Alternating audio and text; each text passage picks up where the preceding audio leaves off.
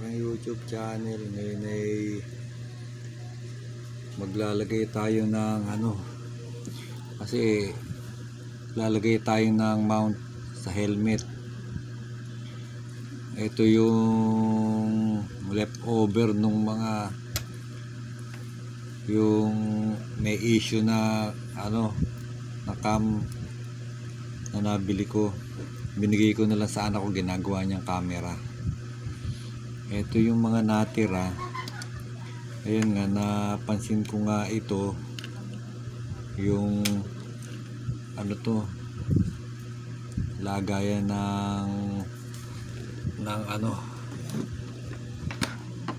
lagayan ng cam sa helmet. Bali nakaganyan siya. Yan, samahan nyo ako, ikakabit natin, try natin dito, tapos dito tatry natin sa bike, sa helmet ng bike. Tapos meron ako nakita rito na isang attachment pwedeng ilagay dito, kaso yun nga lang, bubutasan natin to. Hindi na rin ako nagsisisi, nabili ko yung yung cam na yun, kasi marami naman siya accessories na kasama. Ito nga, kasama tong sa helmet. Ayan, samahan nyo ako. Ito yung ating helmet. Bali itong goma para lang protection dito sa ating helmet, para lang di masyadong magasgasan, kasi plastic, parang ganyan siya. Ipapasok nyo yung dalawang dulo dito sa nakaganyan siya.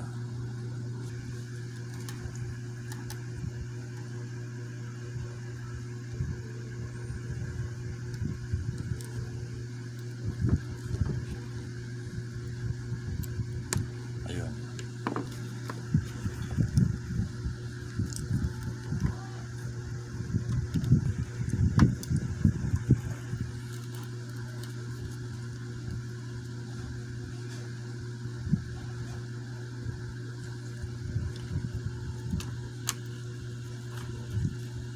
Kasi adjust nyo na lang hanggang sa humigpit siya.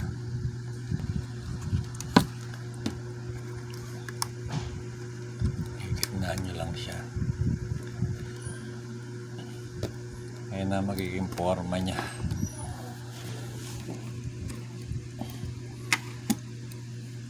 Medyo nakaangat pala kapag hindi nyo masasaradong mabuti. Kaya try natin dito sa ito yung sa C200 natin. Yan, ganyan na forma niya. Yan guys, dito naman natin subukan sa bike helmet.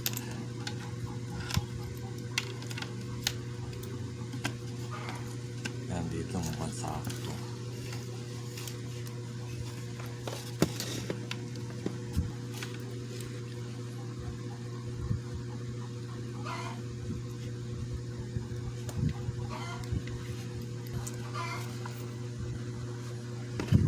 Bali, pitin lang nito.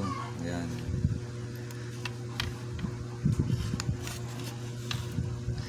Adjust nyo lang hanggang sa makuha nyo yung tamang fit.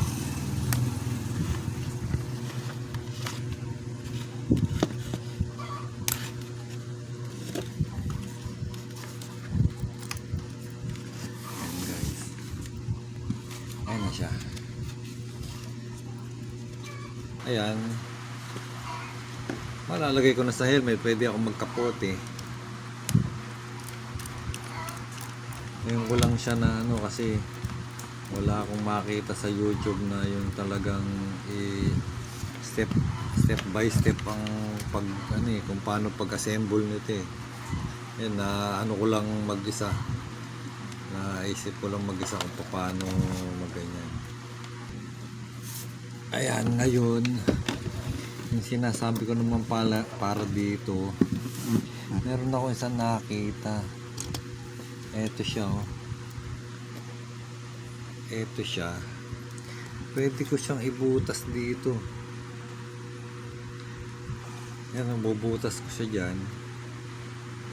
At least, hindi na ganun ka, hindi na siya ganun ka, parang, komplikado na tingnan. At least ito, parang neat siyang tingnan. Gagawin lang natin, kuha lang tayo ng tornilyo. May nakuha na akong tornilyo para sa kanya. Umuulan na naman. Nasa na baga iyon. Marami pang mga extra accessories dito eh.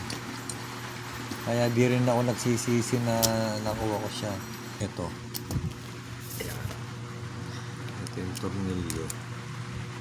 Gamitin natin. Mababaw lang kasi siya eh. Mababaw lang siya.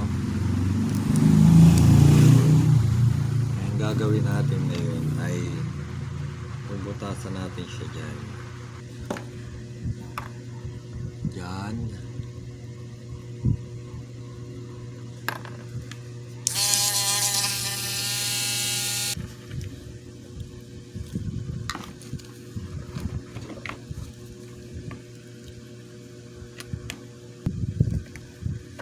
Ayan.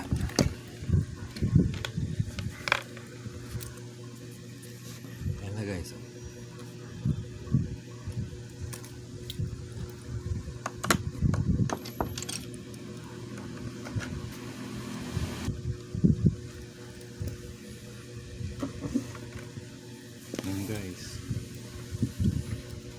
Ayan guys, baka meron kayong mga ganyan na hindi nyo alam kung saan nilalagay. Ayan, meron na tayong isang ayan, meron na isang mount.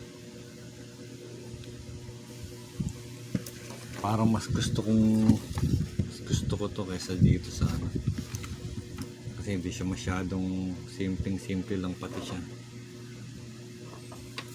Yan, kahit umuulan ngayon pwede tayo kumuha ng video. Makakapagkapote na tayo.